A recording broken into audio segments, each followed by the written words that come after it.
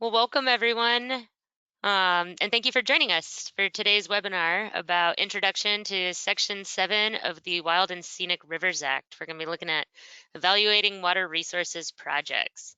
This is the third of 6 webinars in our 2022 Wild and Scenic webinar series.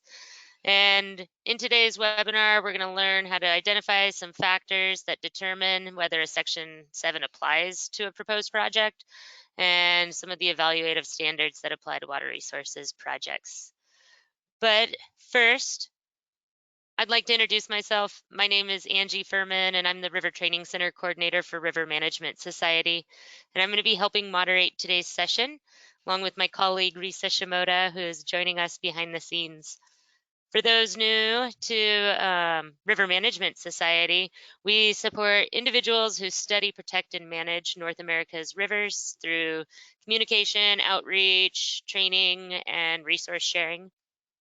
Membership in RMS allows you to stay connected and up to date with what's going on in the river management field and related areas of river management, as well as share opportunities, questions, solutions, jobs, and more with other members.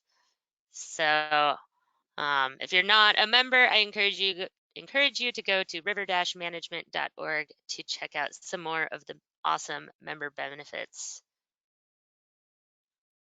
Also, I'd like to let you know that today's presentation is being recorded and will be available tomorrow on the RMS video channel. Once it's posted, you're also going to find links to PDF copies of today's slides and handouts in the video description. And I'll also be emailing this out to everyone, a link to the recording as well tomorrow. But to get to our video channel, you can go to river-management.org. Under training and events, you'll find the River Training channel. Also, I want to point out that today's material tracks with some of the information found in Module 9 of the Wild and Scenic Rivers course of study. This is a free and self-directed learning resource that can be accessed on rivers.gov under the Resources tab, and then you can click on WSR training modules. If you're unfamiliar, rivers.gov is an extremely useful website that's put together by the Interagency Wild and Scenic Rivers Coordinating Council and provides a ton of great resources. So go check it out. Also, I want to take a few seconds to point out that we do have some handouts today. We might refer to them in today's webinar. You can find those under the Handout tab, and we do have one that also includes the contact information for today's presenters. Also, while speaking of our GoToWebinar control panel, I also want to point out the questions tab, where you can share questions and comments with us today by typing them into this box. We'll be taking breaks throughout, and we'll have time at the end of the presentation to answer your questions as well. So without further ado, I would like to invite today's presenters, Dave and Kristen, to introduce themselves. So we'll start with you, Dave. Hi, I'm David Cernicek. I am the Wild and Scenic River Manager for the Bridger-Teton National Forest on the Snake River Headwaters designation in western Wyoming. It's a designation of 415 miles, 315 of which is on the National Forest. 13 different streams, 25 different sections designated, and so watershed-wide designation, a lot of moving parts, a lot of private land interaction, and state, county, and federal roads that we deal with that run alongside our wild and scenic rivers. So definitely a very active program. Hello, I'm Kristen Thrall. I'm the Recreation Program Manager on the Huron-Manistee National Forest located in the Lower Peninsula of Michigan. We are home of 5 designated wild and scenic rivers and 2 study rivers. 2 of those rivers, the Manistee and the Asable, have impoundments, which make them fairly unique. I also work with the hydro team on those impoundment projects. The Pure Marquette has, it's only 40% federal ownership. So we also work with a lot of partners and the state of Michigan. Some of our rivers are also designated as natural rivers. So the two designations play together very well and kind of hit different, they're more zoning, the natural rivers, than Wild and Scenic River, really focuses more on the under high water mark. So looking forward to talking with you today. Thanks, Dave and Kristen. And we want to get to know a little bit about all of you joining us today. So I'm going to launch a quick poll just to better understand what your familiarity is with Section 7 of the Wild and Scenic Rivers Act, or those water resources projects. So take a few seconds here. And if you have something else to share with us, again, you can put it into that questions box and let us know. All right, I'm going to close and share these results out. So it looks like we've got some people newer to it or know a little. So I'm glad you are all in the right spot. Excellent. So I'm going to hide those, and I'm going to go ahead and pass it over to Dave.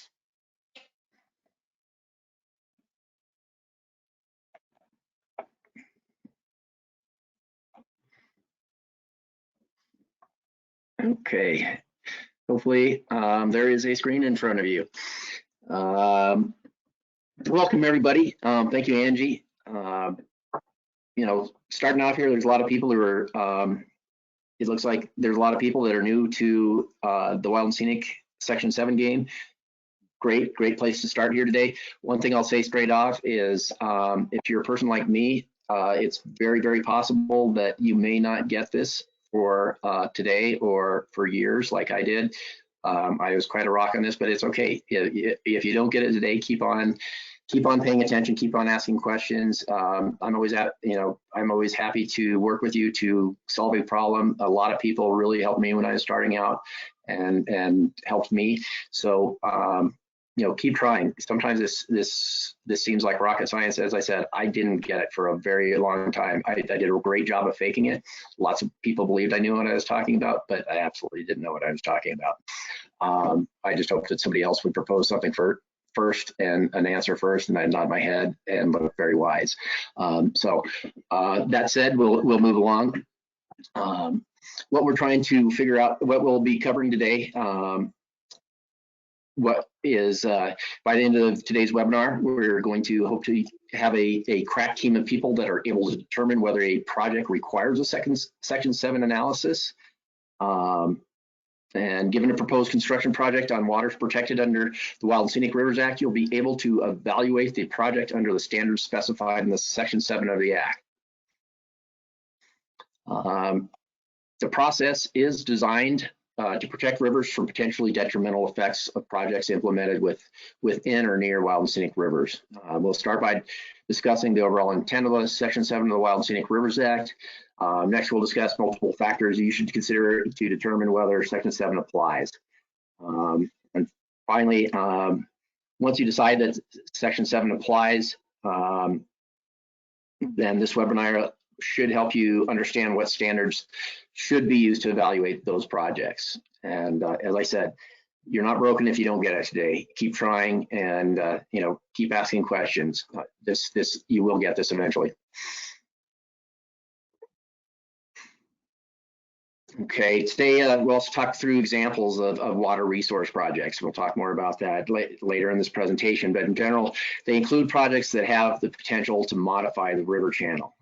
Examples might include things like dams, water diversions, bridge crossings, boat ramps, channelization of the river, and stabilizing riverbanks. It can be a lot more crazy stuff like fish traps, kayak parks, you name it.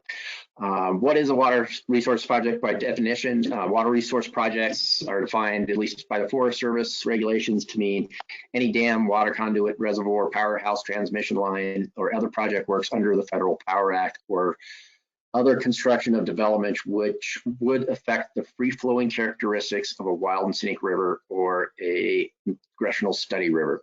We're talking a little bit today about congressional study rivers. Don't get too wrapped up in that. I haven't seen, smelled, heard of, found feces of, heard rumors about anything about a congressional study river in over 25 years.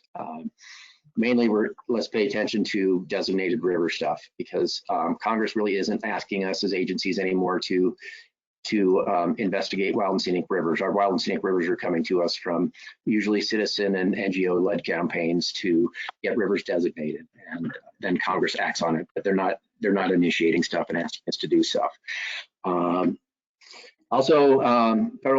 Federal Energy Regulatory Commission, FERC. Hydropower projects. FERC regulates other projects like gas pipelines and electric transmissions that, depending on their location, may or not be water resources projects. If you have to deal with pipelines, oh my God, they can be the most devastating thing that ever comes to your river, designated or not. The Act defines free flowing as existing or flowing in a natural condition without impoundment, diversion, straightening, riprapping, or other modification of the waterway. You'll hear that quite a few more times today until you have it memorized. Remember that free flowing is defined as maintaining completely natural hydrologic cycles in a river system, or maintaining a specific volume of water in a stream. Is not defined as maintaining completely natural hydrological cycles. And so free flowing means that whatever the flow is in the channel is not impeded by man-made structures such as dams, artificial channels, diversions, construction projects, obstructing flow. Section 7 works to protect designated and congressionally authorized study streams by prohibiting new hydroelectric projects. Section 7 also requires careful review and design of other projects to ensure that these projects protect and enhance river-related values. The result of Section 7 analysis process is a written assessment, not a something you did in your head, or it has to be written. How a project could affect river-related values. The river-related values analyzed include free-flowing condition, outstandingly remarkable values, and water quality. This will come up again in your life if you're working with wild and scenic rivers. River values are everything. Outstandingly ORVs, outstandingly remarkable values are part of that, but not all of it. River classification has no effect on Section 7 determination, and this is one of the most agonizing things that I deal with. The standards are not lower for projects on segments classified as recreation versus segments classified as scenic or wild. The protect and enhance mandate of the Act is interpreted as a non-degradation mandate, regardless of classification. This is something that comes up a lot, where people think that, just back up a little bit, rivers are classified based on their level of development before they're designated. Like this river has more development, highways, whatever, roads, riverside development, so it's classified as recreation. Less, it's scenic. None, it's wild. That has very little to do with how we manage them. But you will have people within your agency, outside your agency, that act like things like a recreation classification means that it's a lesser river and doesn't need to be treated as well as say a wild or a scenic classification. That is very untrue. It's not our crappy river that we don't care about. All our rivers are wild and scenic rivers. They are all protected, and we care absolutely about every one of them, no matter what the classification is. Classification has only to do with the level of development, not how we our level of care or our level of analysis on these things.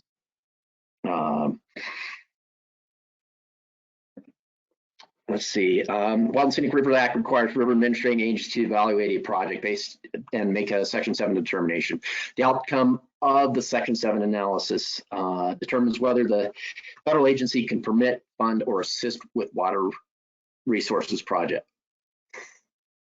Really key definitions to start plugging into your mind. You don't have to memorize them right now, but free flowing, I think I already talked about. Existing or flowing in a natural condition without impoundment, diversion, straightening, riprapping, or other modification of the waterway.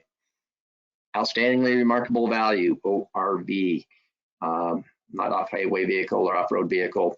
A river-related value that is unique, rare, or exemplary when compared to other rivers at a regional or national scale. ORVs include scenic, recreational, geological, fish, wildlife, historical, cultural, or other similar values.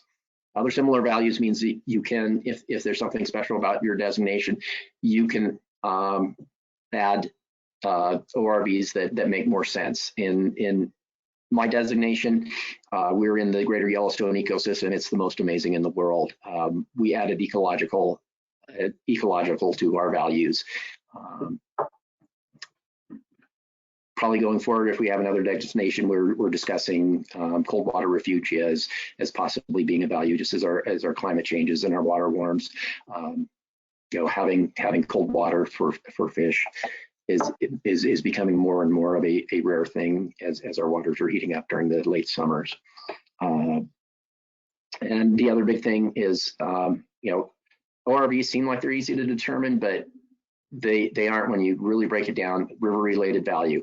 For us, when we were doing our planning, everybody thought that Tetons should be a river-related value, an ORV, but it's not river-related. It's a big set of mountains. It's not really very close to the river. For us, unique, rare, exemplary. One of the things that came up for us is beautiful waterfalls. In this region, beautiful waterfalls are like pigeons. They're a dime a dozen. They're everywhere. And so how do you say this river is special because of this waterfall?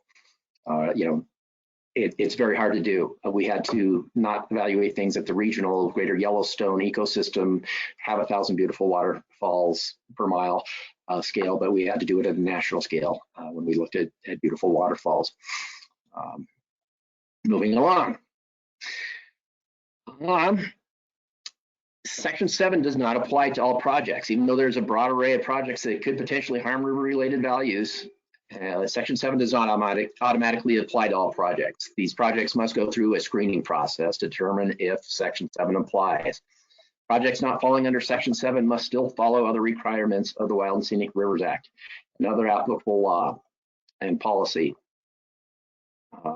Just because it doesn't need a Section 7 doesn't mean there's no work. Not doing a Section 7, there's still a lot of, if it's in your Wild and Scenic corridor, upstream, downstream, there's still sometimes quite a bit of work that you must do, and there's other things that guide our decisions. But there's some stuff that is like, this is absolutely devastating to the river, but this is not a Section 7 thing. We have no say over whether the project can go forward or not. Those are hard ones to deal with. Our discussion of factors that you should analyze will start with broad factors such as the legal status of the river in question, the designation, how the federal government is to be involved with the project, is there a federal nexus, and then we'll proceed to the address of project specific factors such as the type of project and project location.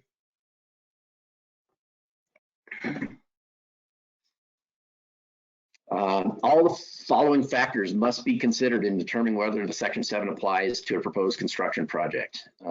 A simple yes or no to one or more of these factors isn't sufficient to decide whether the Section 7 applies. We'll talk about each factor in more detail as in all the coming slides. But number one, what's the status of the river under the Act? Is it designated? Is it a congressional study river? Is it an agency study river? Not much. Big difference between congressional and agency. Don't get too wrapped up in this though. Was it designated by the Secretary of Interior or by a request from the state governor, what we call partnership rivers? Some nuances to that.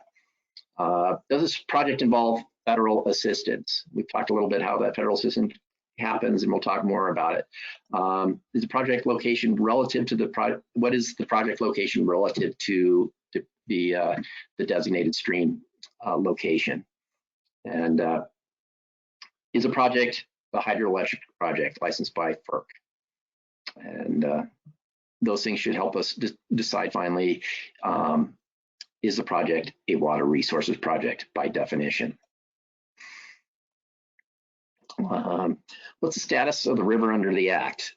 First thing you should analyze is, is this designated? Section 7 applies only when a proposed project has the potential to affect certain types of rivers identified under the Act.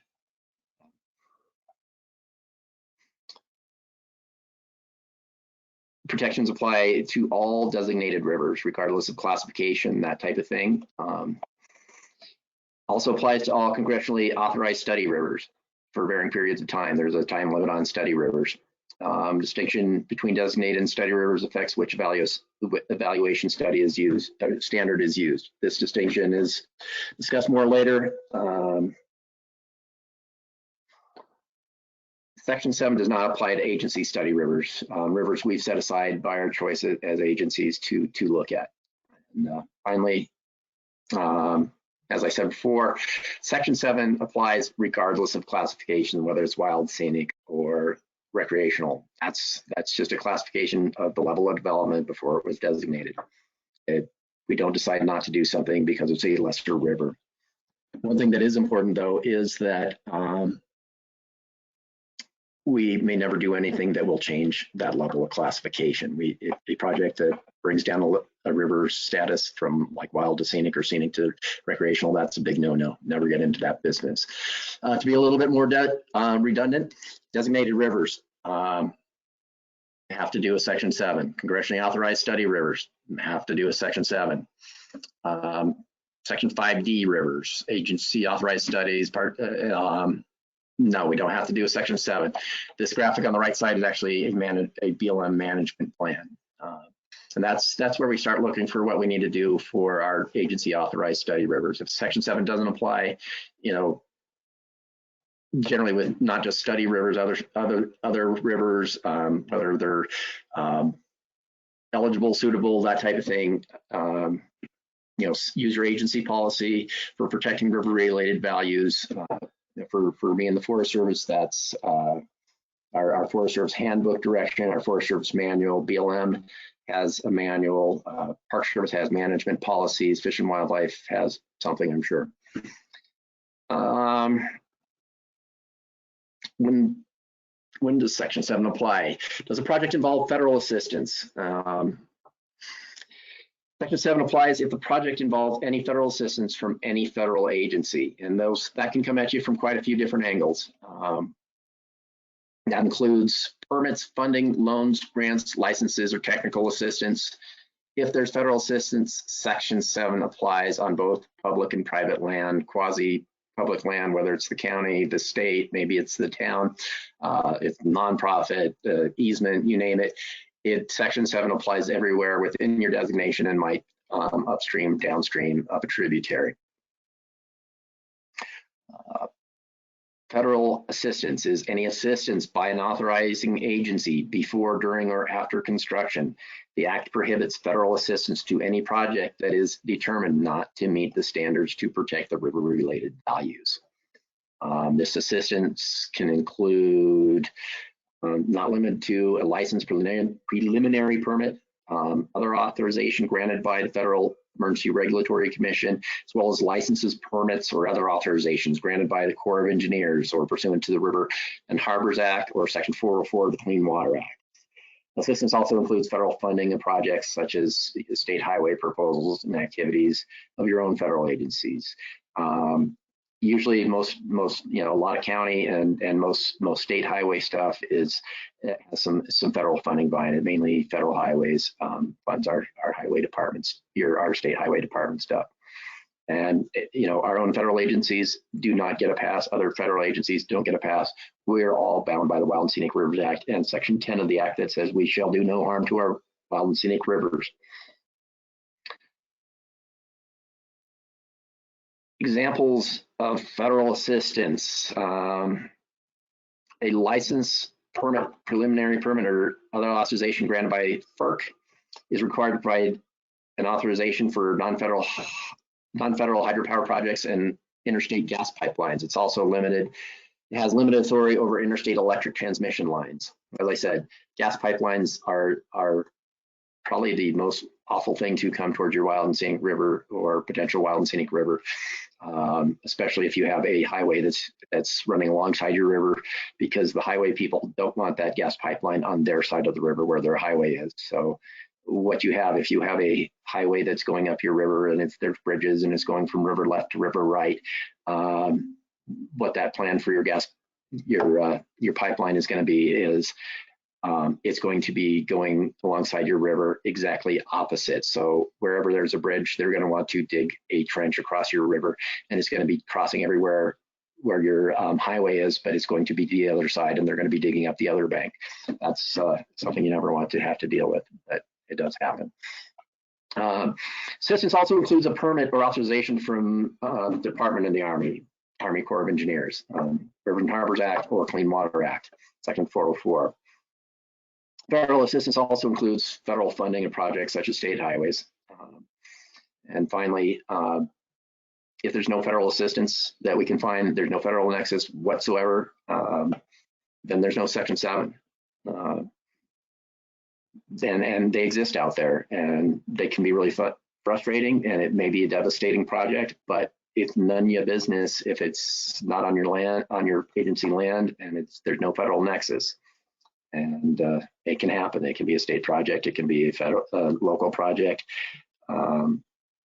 but there still might be some work required, and you may still have some influence over it. So still participate if it's coming up, and see if you can guide it to being a better project than what it's projected to be when you first find out about it.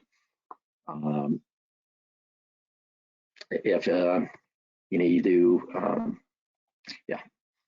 But on the project location, we asked, what's the project location relative to the protected river corridor, the designation itself? To analyze this factor, check your map. Where is it? Find out where it is. Is it the exact location? And if that project has even a postage stamp of influence in, below your ordinary high water lines, it's going to need a Section 7 most definitely. Find that location, look at your agency maps, get your GIS guys involved, and nail this sucker down. If you have a designation, if it's within that designation, above or below, identify it, and that's what you're going to need to move forward with in determining what your level of evaluation is, how you're going to move forward, and whether this is a water resources project.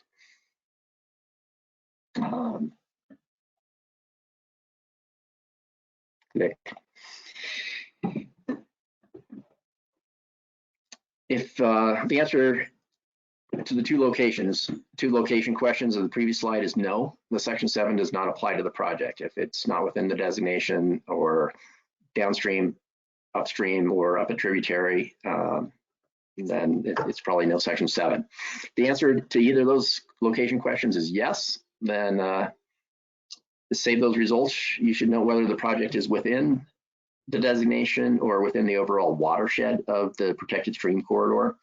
It may be 50 miles upstream, and you might determine later it's total minimum. It's not going to affect anything, but you still need to deal with it. That decision space is yours. It's not the Army Corps'. It's not your local agencies. It's not your local planning department to determine whether it's going to have effect on your local wild and scenic river.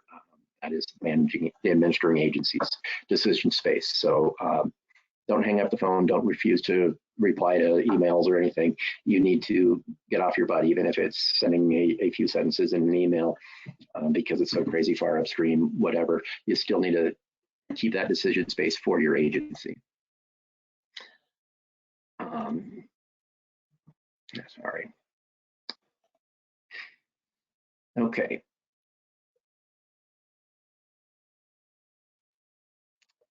No Section 7 required when we have a dam, obviously. Anything that impedes the flow of the river is just that. Even if the project isn't within your designated stream, the dam still may have a direct and adverse effect on your designated river, and we need to deal with this project. We need to say no to it. And something like that may be either installing a dam upstream, and your outstandingly remarkable value for your river is the fisheries, and that dam may be changing the overall temperature. It will change the overall temperature of your river downstream of that dam once it gets full, and it's going to kill off your fishery. That dam needs to not be built. That's a good example. Big tip here is to get help. Each of our agencies has hydropower people, usually like at the regional level for the Forest Service, but we do have hydropower experts and people to work with.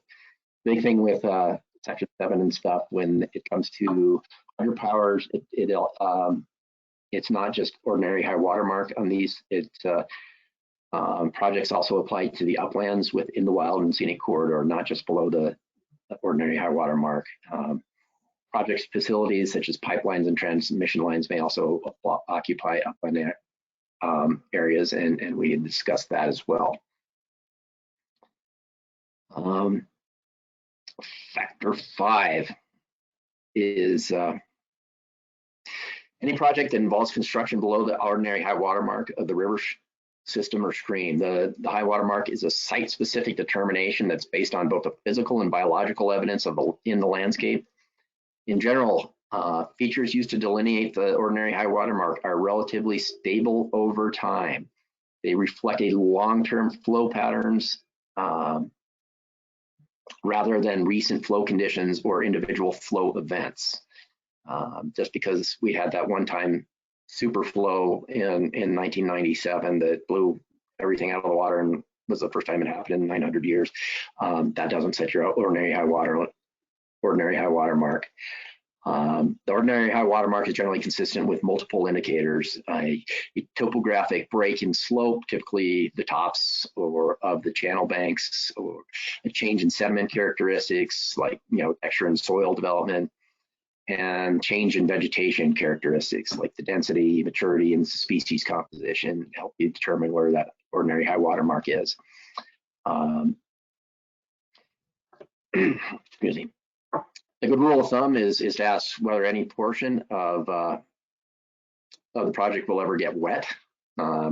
Considering changing flow regimes over multiple years, even if only a portion of the project will get wet, such as the bottom of a piling for a bridge, the entire project is considered a water resources project.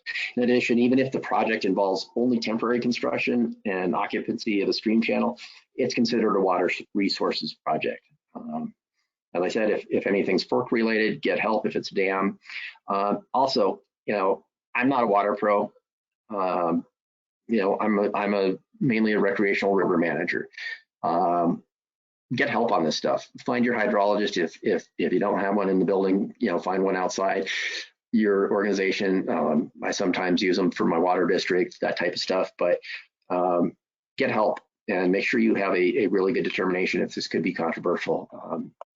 Get a pro to help you find exactly determine where that ordinary high water mark is, because it can be dicey. And yeah, if there's any dam related stuff, get that type of help as well. And as I said, it can be really, really hard to determine that ordinary high water mark sometimes, and it can be well beyond your skill level, as it is for me.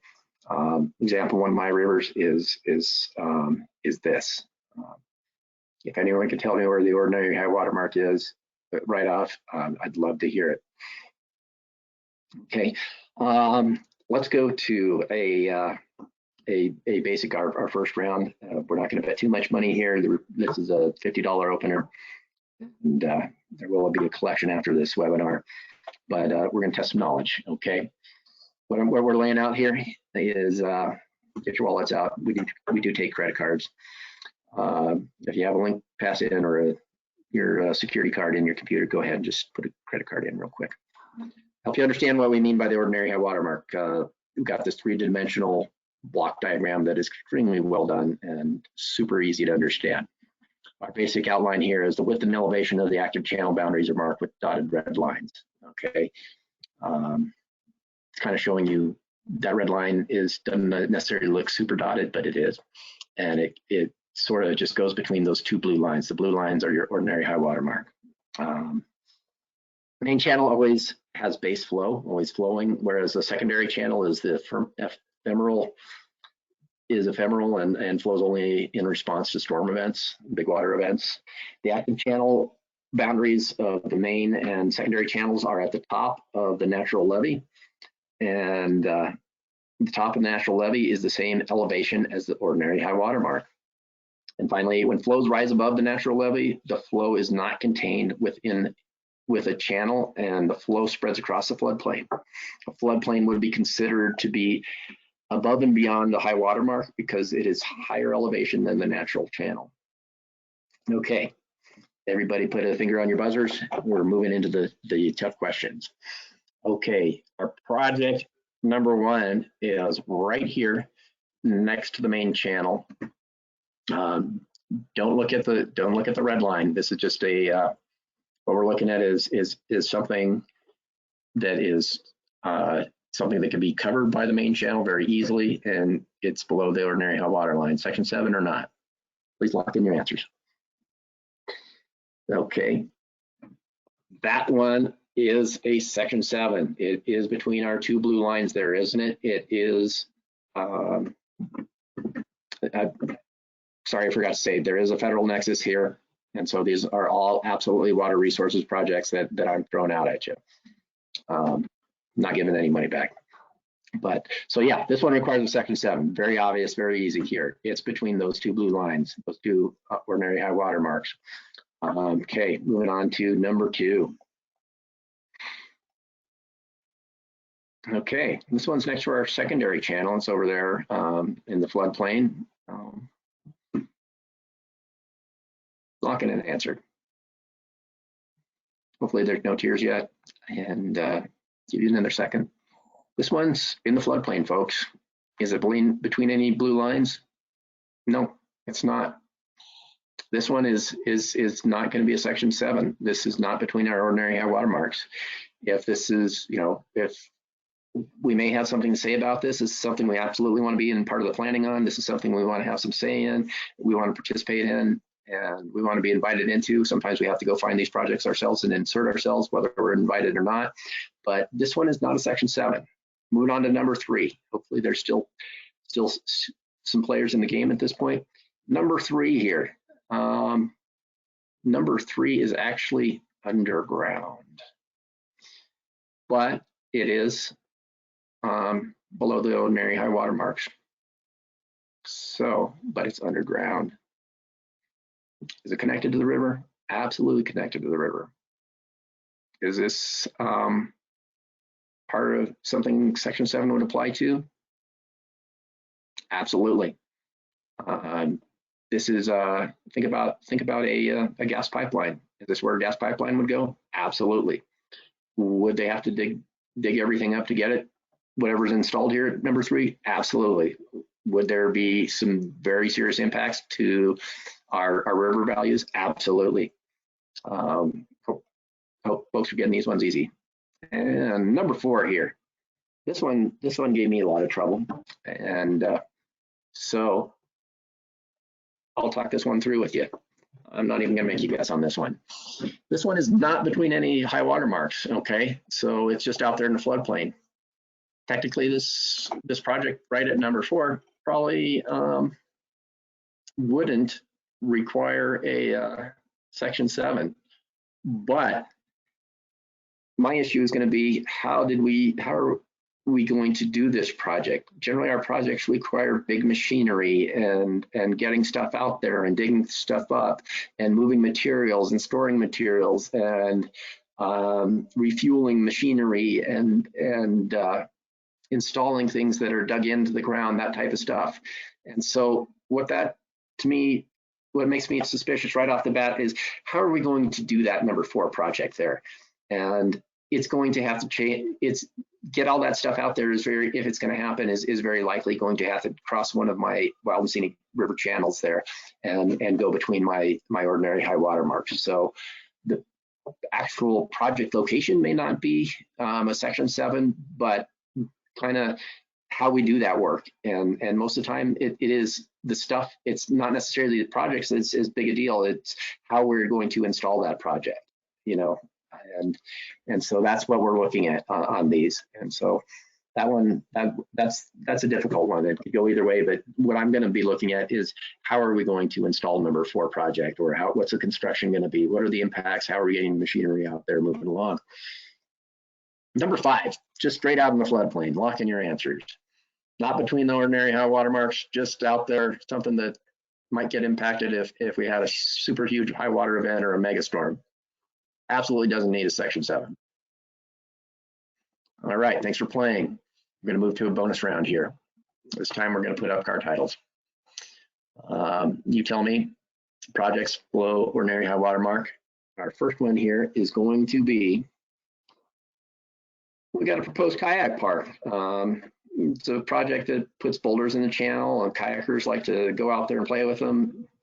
Yeah, we're going to be putting boulders into the river. We're going to manipulate them until they create special hydraulics that people can play in and have a wonderful time. Maybe smoke a little pot on the shores while we're not doing that, and it's all a good time. Kayakers love it, and they don't go anywhere. And sometimes they think it's their career to be there every day and get in the way of rafts. What do you think? Is that going to require Section 7? Absolutely, it is. It is going mainly, what we're doing here straight up is we are changing the flow of the river.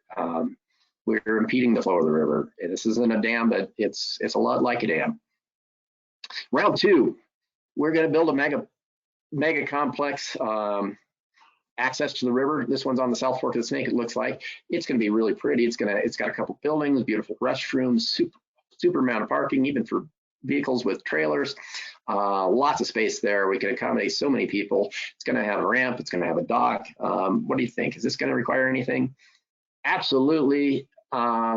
This mega complex has very, very little that requires a Section 7, but that part where that ramp goes into the water below the ordinary high water mark, and the installation, that little dock down there, that brings us into requiring a Section 7. Not the whole building complex, but those issues where we're doing construction below the ordinary high water mark, absolutely, Section 7, bada bing.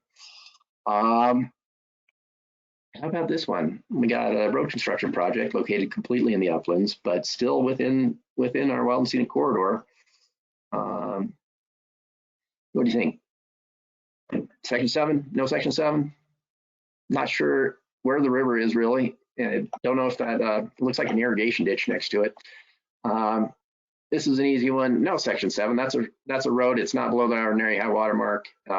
If it is, that's a mighty big river. No Section 7 needed there. Hopefully, folks we still got a few players in the game, and there's no tears.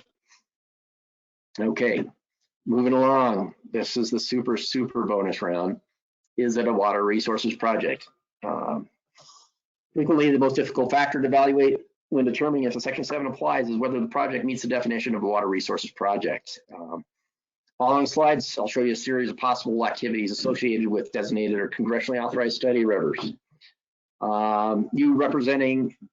You being the Wild and Scenic River Manager and representing your agency must determine whether or not the activity would be considered a water resources project. Kind of a fantasy game here.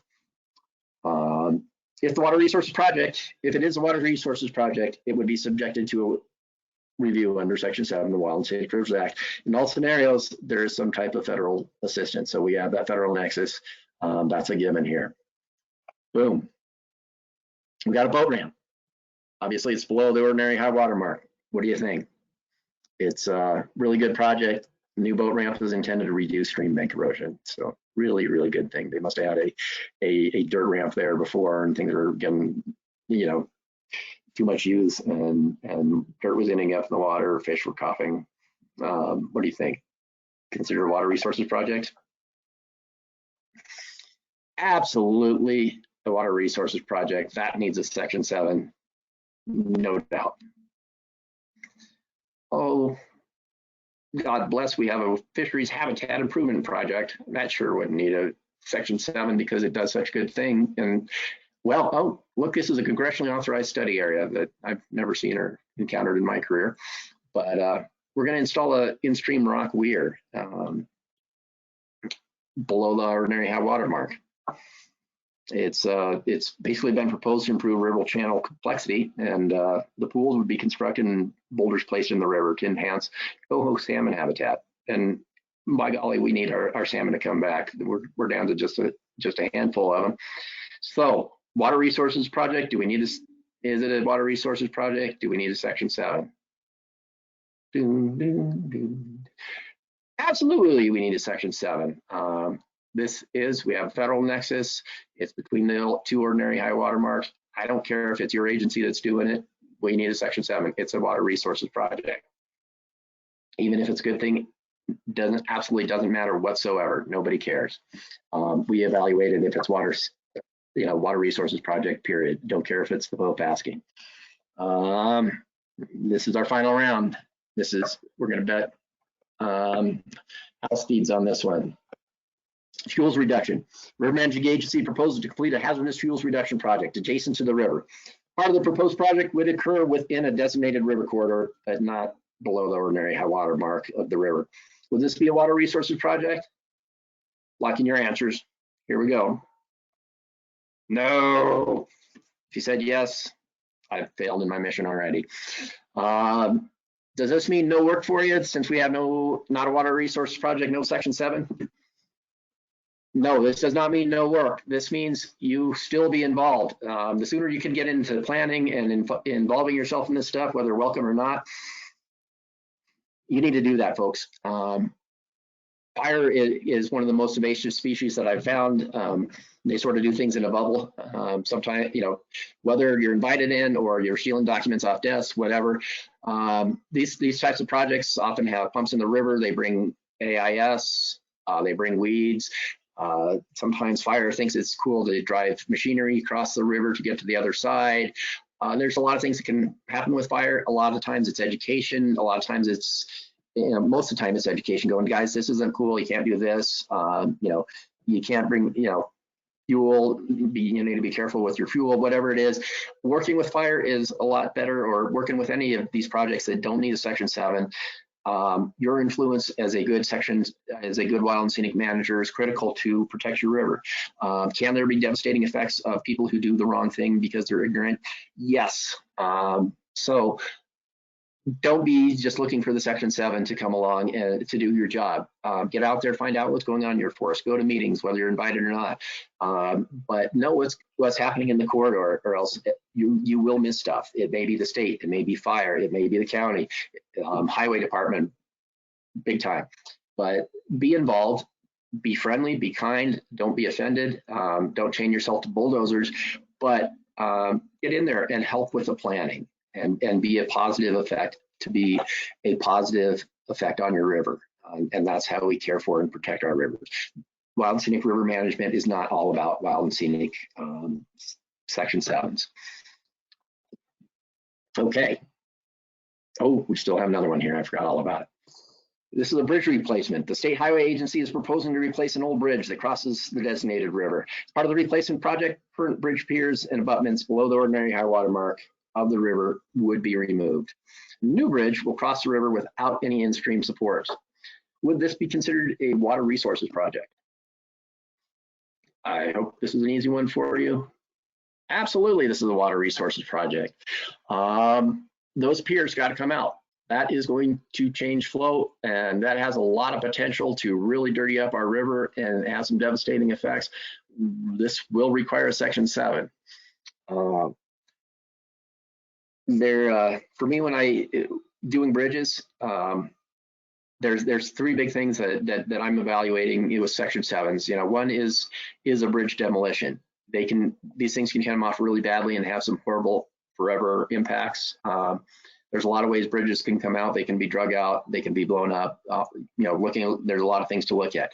Also, the construction of that bridge is going to have major impacts. Looking at those impacts and looking at what our future bridge is going to be. What type of bridge is it going to be? And finding that best bridge to install and what its future is going to be. Evaluating those bridges and then trying to direct what the best type of bridge is going to be is critical as well. If we can swing that decision to a better bridge, that's awesome. Obviously, this project had a true pro river manager that negotiated a replacement of a bridge that spans the entire river and the ordinary high water marks. But thing that's no section 7, and if you span it, well, excluding taking out the old bridge, but the new bridge doesn't require a section 7 because it spans the ordinary high water marks. We're not putting in new pillars. Life is good. No paperwork. It's good for the proponent. It's good for us. I like this new bridge, and those things happen because a wild and scenic river manager got in there early, negotiated things, educated people, made stuff happen. So that's the critical thing. So much is about relationships, good politics, and education. So I'm gonna be pulling out here. We're gonna possibly do some questions, but I'm gonna hand this off to Kristen, who will be doing the smart stuff. And but thank you for your time so far. Back to you in the studio, Benji. Thanks, Dave. And Kristen's good to go. I've not seen any questions come in yet, but just a reminder, if anyone, well, I have seen some, but that have not gone unanswered. But if you have any other additional questions, you can put them in the question box. All right, go for it, Kristen. All right, thank you. Can you see my screen? Yes, we can. All right, thank you. Yeah, Dave, great information. Definitely comes down to relationships and ask for help. I've been doing this many years and I learn every single time I do a presentation like this or work on a Section 7. And I know some of you are partners. I don't know if we covered the authority, but your authority probably isn't going to be at the local office. So I work a lot of times with partners at the district level, and then they go up to our regional office. So it is a lot of coordination. So please allow for time, and there's a big education piece to it as well. I'm going to talk a little bit about the standards of the Section 7. This document right here you can find on rivers.gov that Angie showed you at the beginning. That is a resource with a lot of great information and examples. I like examples and templates, and I share them when asked. So that's another good tip. You know, don't start from scratch. This document was created in 2004, but has stood the test of time. So Section 7A, we are talking about the Wild and Scenic Rivers Act. I have had a few instances where people thought we were talking about the Endangered Species Act. So it comes up periodically. So Section 7A talks specifically about standards for designated rivers within the Wild and Scenic River Corridor, upstream, downstream, or on a tributary. Section 7B establishes standards for the congressionally authorized study rivers. Now I know Dave hasn't dealt with them, but we do have two on our the forest I work on, and with those, so you look at standards for the same thing within the study corridor or upstream, downstream, or on a tributary. So we're not going to do this right now, but you know, I encourage you to use the Section 7 to look at actually the Act and review Section 7A and 7B.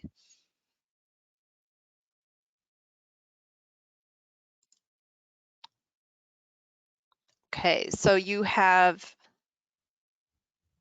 as we move to the next portion, we assumed you've analyzed the 5 factors that Dave just brought up and went through, and you've determined that a Section 7 evaluation is required. The next step is to apply the standards for the proposed project. So is the Section 7 required? We already know, yes, this is. So then you apply the different standards. And what the standard that you are using drives which format and layout of your actual analysis document.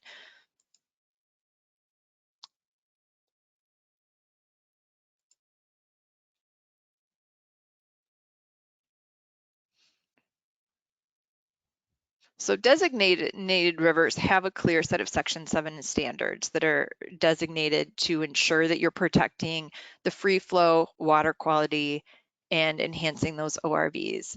Study rivers, you know, the goal of study rivers is to keep them protected until Congress goes through the process of appointing a group to evaluate the river.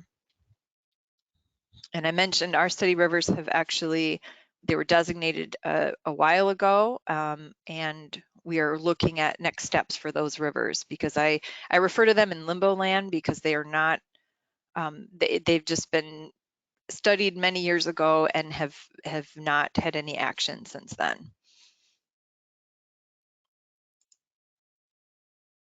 So you want to ask yourself a critical question.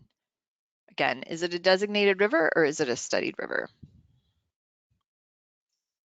And then the type of protected river drives what standard you will use.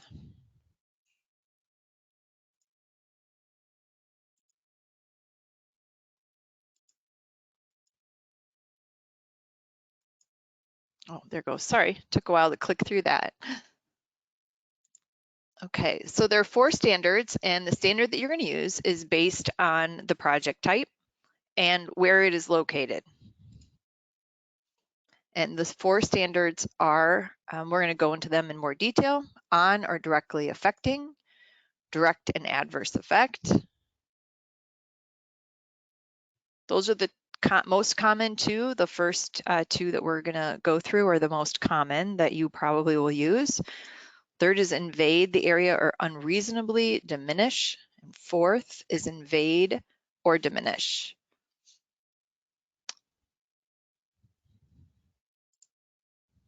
And I know the first time I heard these, I was very confused. So again, like Dave mentioned, it does, this is hard work and it takes a long time to fully understand all the different pieces. Okay, so we're going to go through standard 1, which is the most, I think it's the most common, standard 1 or 2. So no new FERC authorized hydropower projects are authorized in a wild and scenic river. Dave did a great job of explaining that. I also mentioned that 2 of the rivers that I work with have impoundments that are authorized through FERC, but they have been there for over 100 years. So they were in place before the rivers were designated. So that was a big factor. I will say that when we've done the relicensing process, those rivers are now, those projects are now called run of the river. So they mimic the natural flow as much as possible, which is significantly improved from when back when those rivers were designated. So to implement the standard, you may have to make a determination as to whether a proposed project is on or directly affecting the stream corridors. The directly affecting analysis under the standard is not limited to only activities proposed below the ordinary high water mark, but also applies to project features such as power line, water lines that Dave also mentioned. And the last bullet mentions pipeline and transmission lines. They might not be prohibited outright, but those are really unique situations. And again, get advice from your agency wild and scenic river coordinator. This is what they do. Okay, we're going to go over the next standard, direct and adverse. This is the second most common standard that I believe you will be using. If a project is located within the protected corridor, then it is direct and adverse.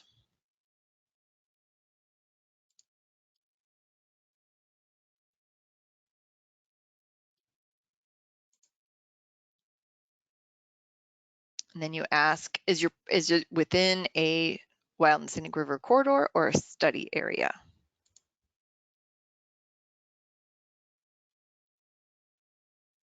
If so, then you are going to use the direct and adverse effect, which looks at the free flow, water quality, and then all of your outstandingly remarkable values that Dave went over earlier. And use the outline in Appendix C of that technical report that I started my presentation with, or templates or examples from others that have been doing this for a while.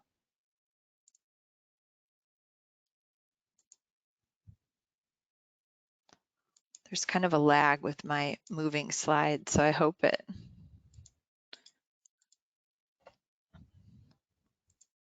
There we go.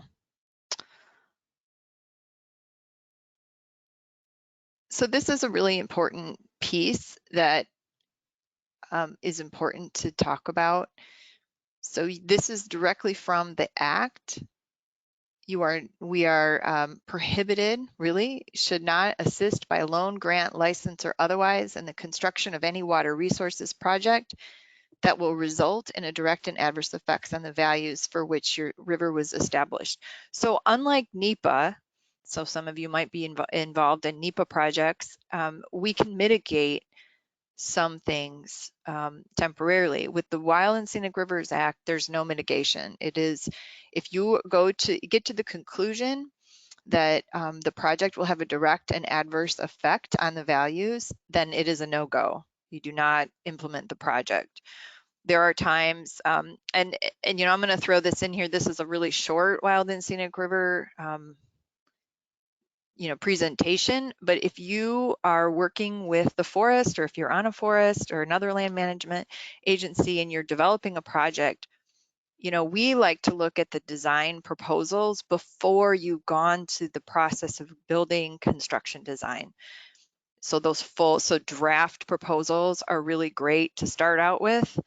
I always say you don't want to get to the end of the NEPA process and have a line officer make a decision to implement something that can't be implemented under the Wild and Scenic Rivers Act. So continual communication, relationships, and sending drafts. I always send drafts if I get a proposal from, you know, I work a lot with Michigan Department of Transportation, and they're really great about letting me know years in advance for a project, and they'll send me preliminary designs, and I will send them up to the region for their feedback before we get too far down the road of the project, as well as when I work with a lot of partners on stream bank stabilization.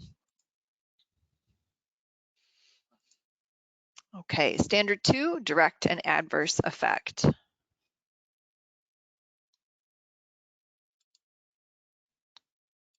This standard allows for construction of appropriately designated water resources project, and it's therefore more permissive than the prohibitions on hydropower work. This standard does not allow for balancing, kind of similar to what I just said, of the trade-offs of the cost, or the benefits of effective proposed water resources project compared to the river values. In addition, the standard doesn't allow for more weight to be given to one ORV over another. An adverse effect determination relative to any river value, example, the river's free-flowing condition, water quality, or ORV, prevents the federal assisting action from continuing.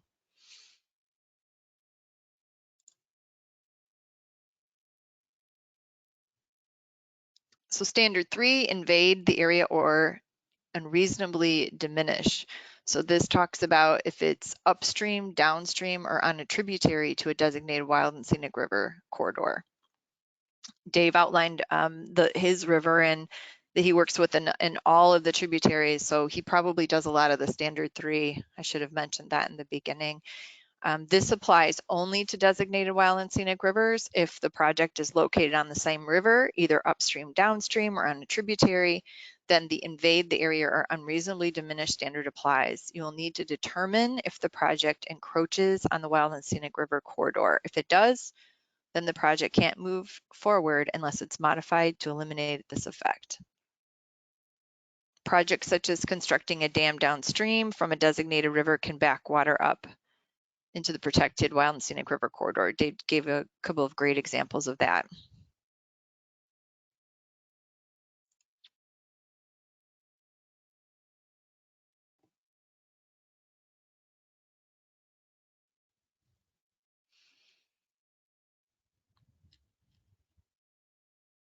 Okay, this is language from the Act that created the invade or unreasonably diminished standard.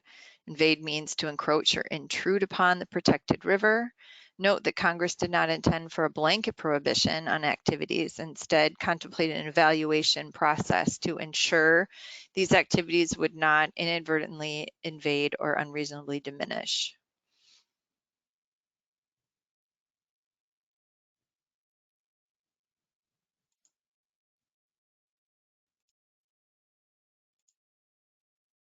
This only applies to very specific ORVs, so scenic, recreation, fish, and wildlife. I'm going to go over this very quickly because, again, these are for, so unlike the other standards, you are only evaluating these values. I have actually worked on one of these. The Army Corps is proposing to upgrade a lamprey weir. So we have sea lamprey, it's an invasive, and so they are actually still working on the proposal. We started the Section 7 analysis, and then Army Corps decided to change the design. So we kind of halted the Section 7, and it's been on hold for at least 2 years. So one of the values we looked at was recreational. You know, what are going to be the impacts to paddlers going up, you know, down the river? Do they have a safe bypass around that structure? Also, the scenic. So the boundary of the designated study river is actually away from the weir, but you can see it from there. So the scenery was a piece of that.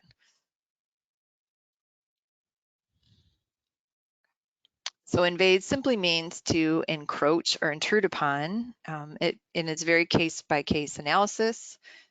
The primary situation where it could invade the area is when a downstream dam project creates a reservoir. That's a good example. The qualifier unreasonably that is within Section 7A provides the responsible official discretion when considering the acts of FERC hydropower water resources project. The effects may include diminution or lessening of the values stated in the act, which again are scenic, recreational, fish, or wildlife that were present at the date of designation.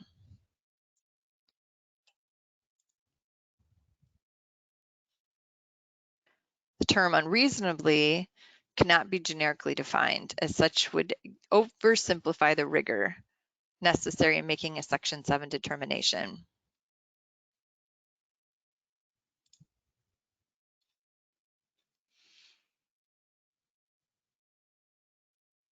Okay, and this one only applies to the study rivers, 5A.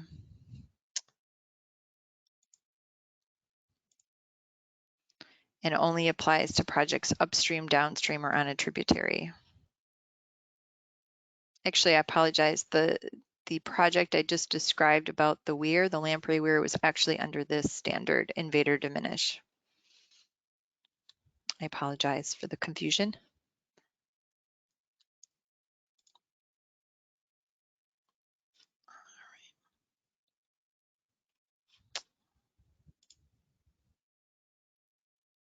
Okay, so this is, oops, sorry.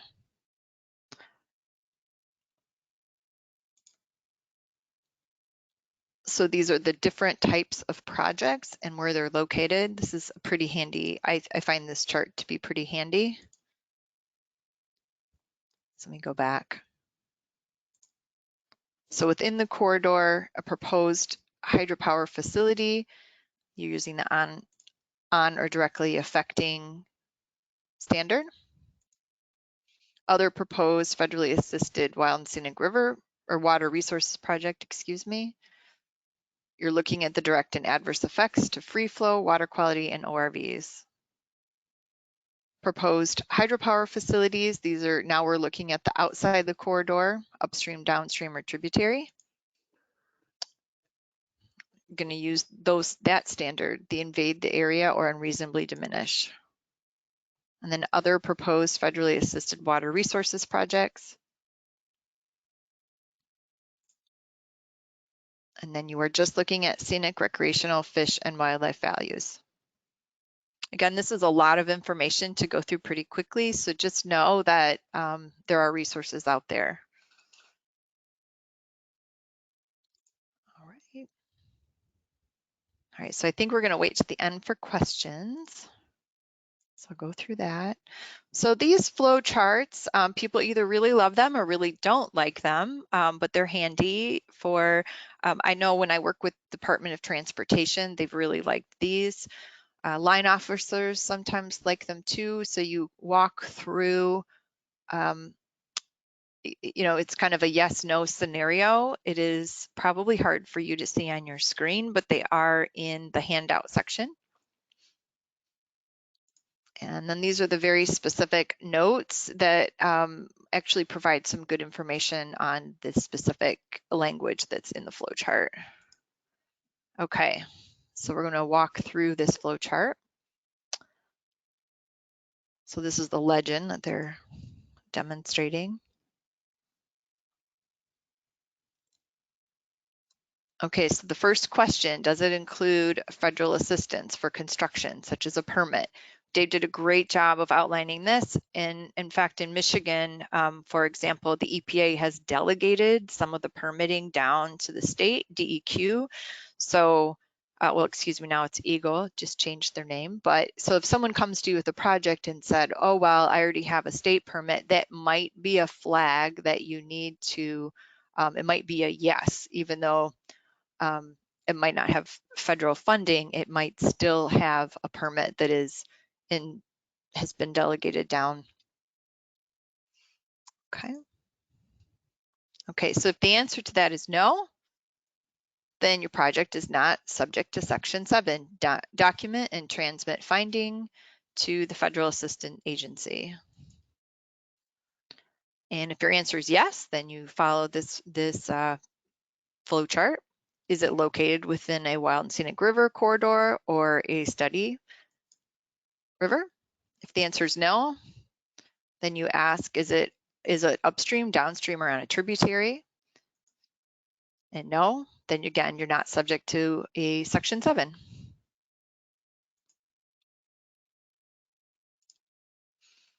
And then if you go back to the first area, and if it's a yes, is it an activity, a hydropower project? Your answer is yes. And then you see separate flow chart for specifically for FERC hydro. I don't believe we're going to go over that today. And if your answer to the question that just popped up, so if it's downstream, upstream, or a tributary, and the answer is yes to that question. And again, is it part of a FERC hydropower project? Yes. Again, you use the other flow chart. If the answer to that is no, and then you ask yourself, is it a water resources project? And the answer is no, then you're back to no Section 7. Water resources project, again, Dave went over those, boat launches, bank stabilization, bridges, those are very common in my world. So if the answer to your initial question is no, again, that it's not subject to Section 7. Back to, gosh, I'm sorry, it bopped over to the left side again. So if it's a hydropower project under FERC, if it's not, then you ask yourself, is it a water resources project? No, all you do is document. If the answer is yes, then you evaluate the project under direct and adverse effect. Determine the impacts on the free flow, water quality, and all of your outstanding remarkable values, ORVs. And then the transmit preliminary or final determination. And you go back over there. On the other side of the equation, yes, and then it just outlines the other standards that you should use. And transmit your determinations. Okay, here's an example of the Metolius River.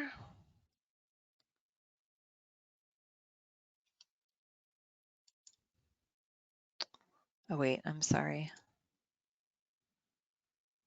So the example, excuse me, it is within the recreational and scenic segments, and it requires a U.S. Army Corps of Engineering 404 permit. The project will restore large wood, pool habitat, and cover for salmon and trout. The project proposes to put 33 trees using an excavator, anchor the structures to the bank, and permanently remove the log bridge to restore the natural flow.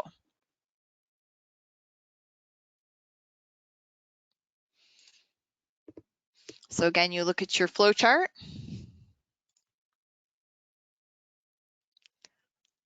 And you ask yourself this question, does it include federal assistance? Here's your time to redeem yourself if you didn't bet well with Dave. All right. What do people think? The answer is yes, for a couple of different reasons. So then you're asking, is it located within the corridor of a designated or designated study river? Yes. Is it a hydropower project? No. And then you ask yourself the next question, is it activity or water resources project? Answer is yes. For again, a couple of reasons. One, you have the Army Corps of Engineer permit, and then you also have activity going on underneath, under the ordinary high water mark. And so you use those, the direct and adverse effect standard, which again is, I would say, the most common. Okay, so we're going to look at another example, the Golden Hand Mine. It requires Forest Service approval. Fjords, Coin Creek, Armor approaches, tributary to Coin Creek, fill the holes in with large rock and fine rock. Utilize water from the creek for drilling operations. And the way this is going to happen is through pipes that contain 5,000 gallon, dumped into 5,000 gallon tanks through pipes. And then the water rights piece. Here is a picture of the river system and the project. So we'll go through this flip chart, or go through this process again. You ask yourself, does it involve federal assistance for construction, such as a permit, license, grant, or other?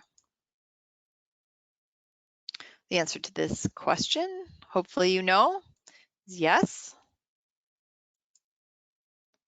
Then you ask yourselves, where is it located? Is it within the corridor itself, or between? And if it isn't, then you ask yourself, is it located upstream, downstream, or on a tributary? And this project is. And then you ask, is it a hydropower project? The answer to that is no.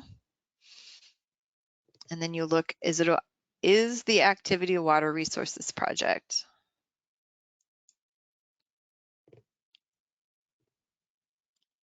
So hopefully by now you know what the answer is, but take a minute to think about it.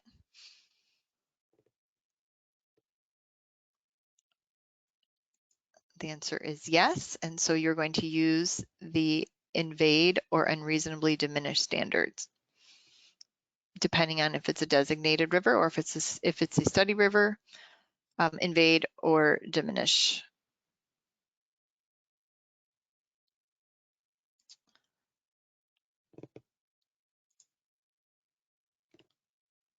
Okay, and again, this flow chart is handy. It seems to have a lot of text on it, so it does, it can be intimidating, but it does outline all the different steps. All right, well, thank you for walking through that with me, and I think we are ready for Dave or Angie to take it back.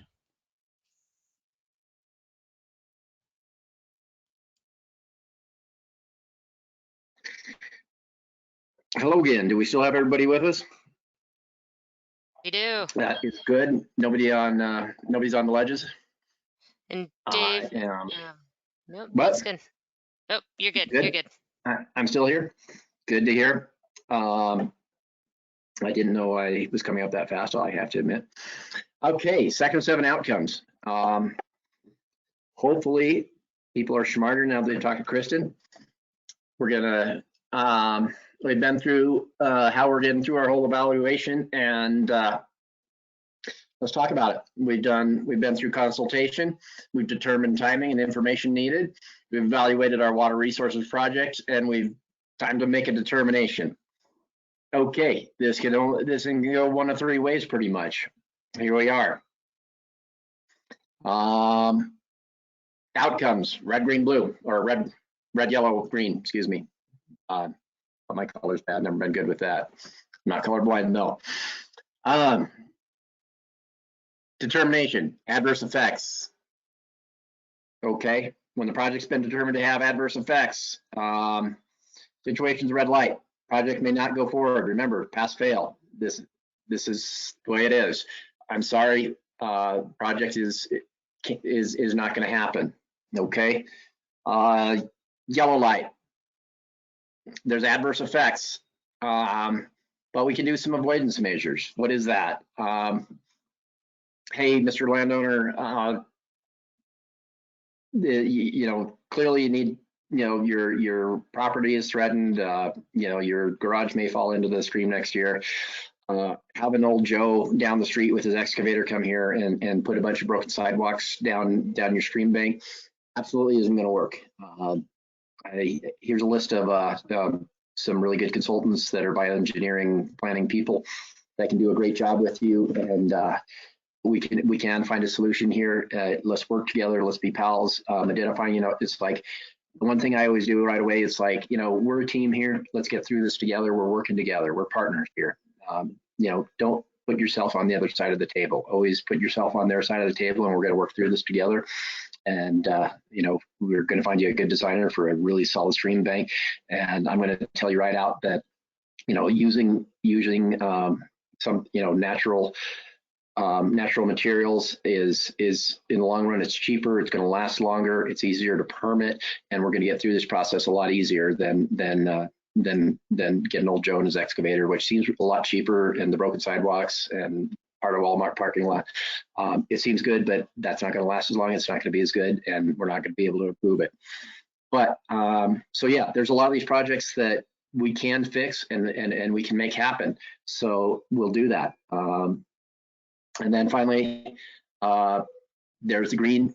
We find there's no adverse effects. I'd be an absolute liar to say that things walk through the door like this. They don't, folks. And they never walk through the door as a perfect project. Even if there are projects, they don't walk through the door as a perfect project. We got to work together. We got to circle the specialists, theologists together to make a really good project that's going to do best by our wild and scenic stream. And so that's what's got to happen. Remember, pass fail, no compromising. It's either good, it's going to protect, enhance, or it's going to be direct and adverse. No in between.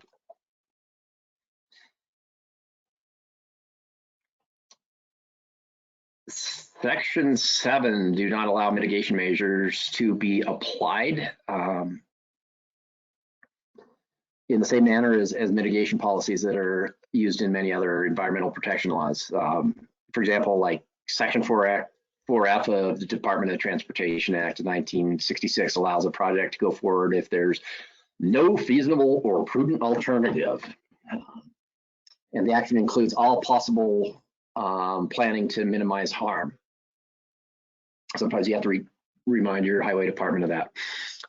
Section 404 of the Clean Water Act of 1972, which has provisions for compensation of unavoidable wetland losses. For like wetland losses, you can buy your way out of it with the Army Corps. Implicit in these examples is that Congress empowered the administrating agencies of other laws to decide whether the greater public good is served by going ahead with a project despite its impacts. The Wild and Scenic Rivers Act was created to compensate for the impacts of big dams and other projects in the 60s. So no workarounds are allowed, period. Congress said wild and scenic rivers are to be preserved, period. No federal agency is allowed to assist in constructing a water resources project that is determined to have direct and adverse effects on wild and scenic river values or violate other applicable standards, period. Not just kind of, sort of, maybe do the best you can, period. Compensatory mitigation, compensatory mitigation. I got trying to touch today. Mitigation is not acceptable under Section 7. Off-site mitigation measures are not an acceptable solution. No balancing of impacts between various river values, such as making improvements to water quality to compensate for impacts to free-flowing conditions or ORVs. We can't just say, well, it's going to be better for fish, but we're going to destroy that, but your fish are going to be happier. And finally, minimizing to make impacts smaller, but still violating the standard is not sufficient. You know, well, we'll break up the pieces of Walmart parking lot we pour down the stream bank to be smaller pieces of Walmart parking lot. That doesn't fly.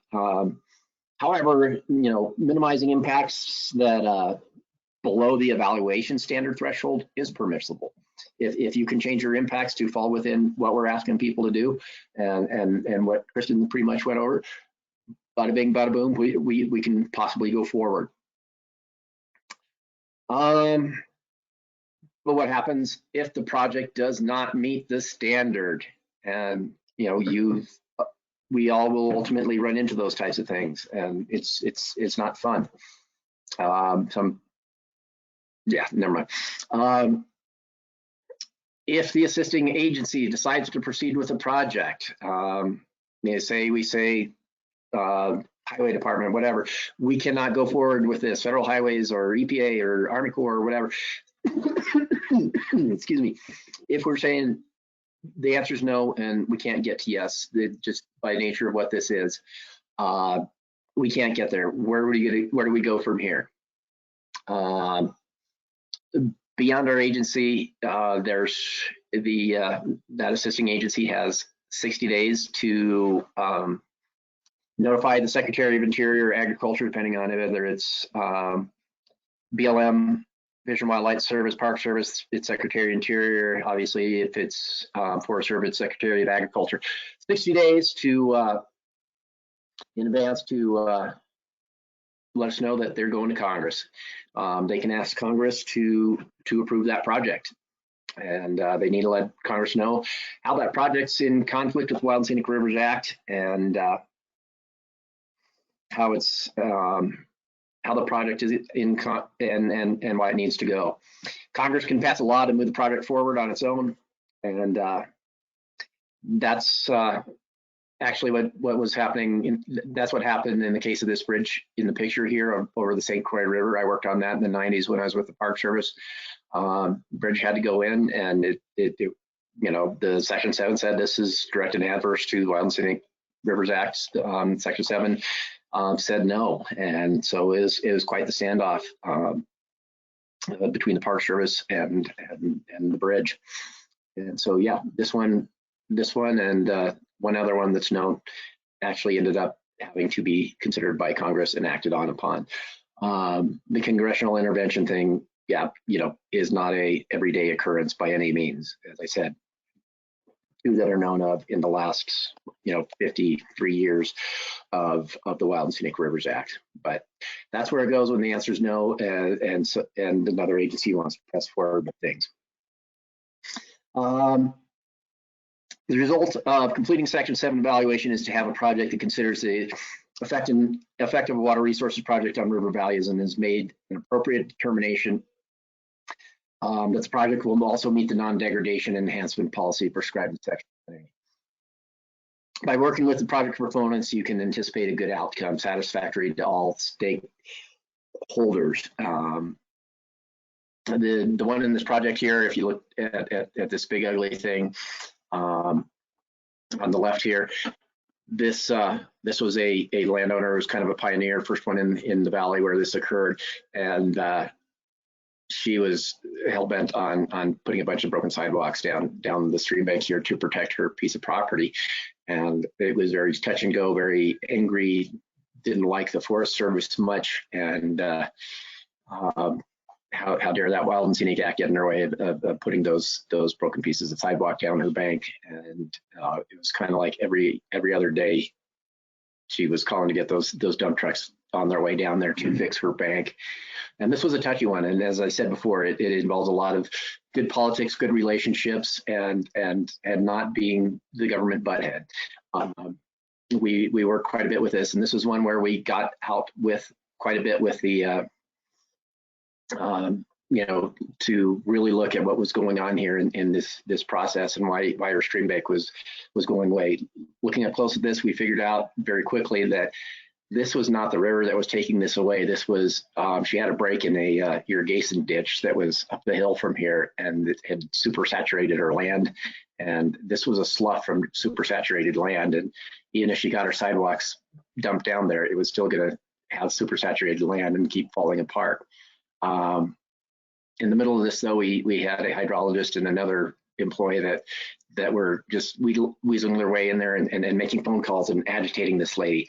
And at one point, I got the irrigation district to talk her into planting willows and start putting this bank back together and getting her settled down. And then the hydrologist went in and screamed at her that we have to do a Section 7 and just stop planting her willows. And lo and behold, here came the dump trucks again. But just saying, these relationships and dealing with folks, it's got to be respectful and it's got to be professional, and it's real. You got to be really careful of who's going to go in if there is things that are very emotional. The following slides are showing some examples of projects that were designed to protect and enhance river values.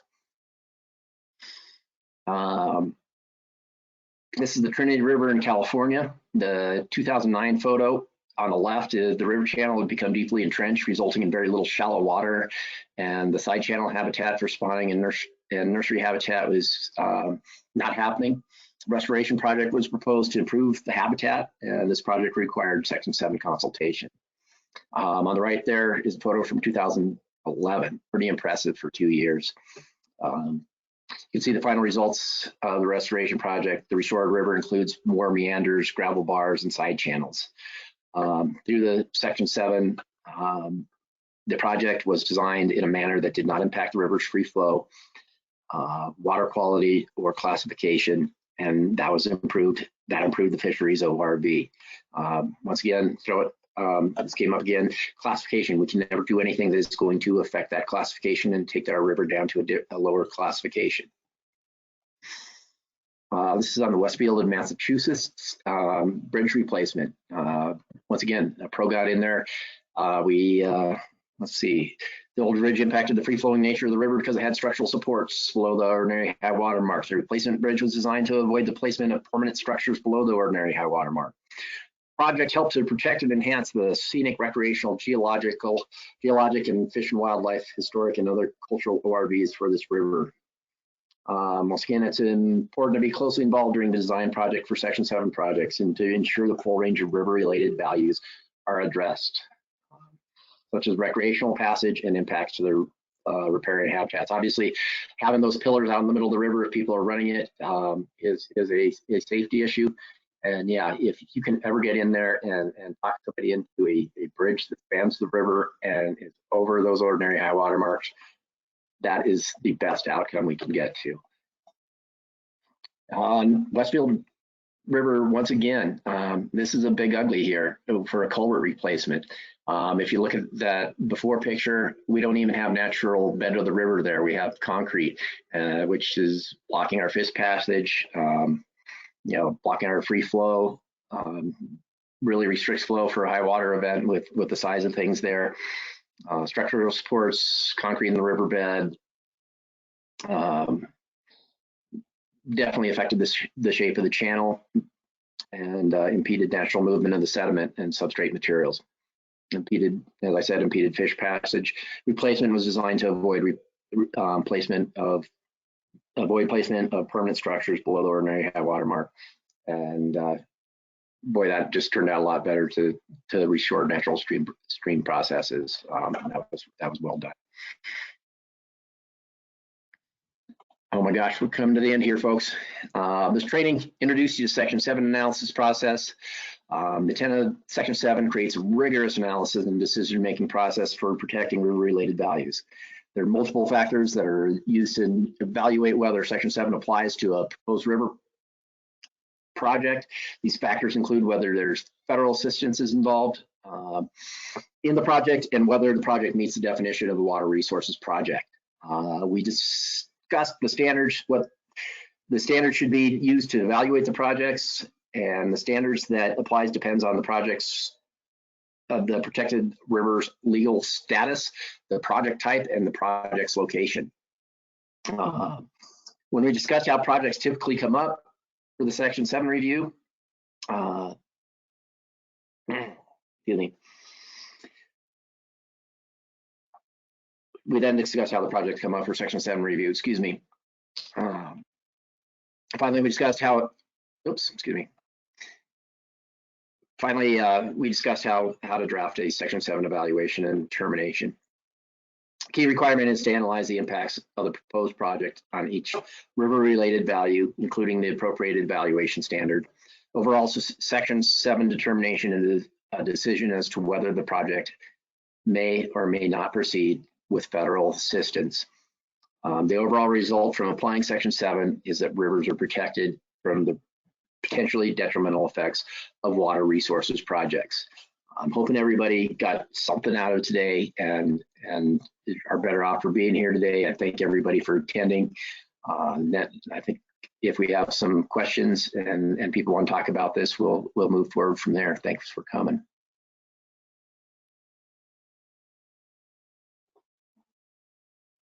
Thanks, Dave. We've had a few questions come in the chat. I know that we've run a little over on time, so I thank everyone who's stuck with us. And again, this is being recorded, so if you do have to run, you can always catch the end on the recording. I see someone asked, are short-term adverse impacts acceptable? Bridge replacements require disturbance of bed and banks typically, or reduce the water quality temporarily. So are those short-term adverse impacts acceptable?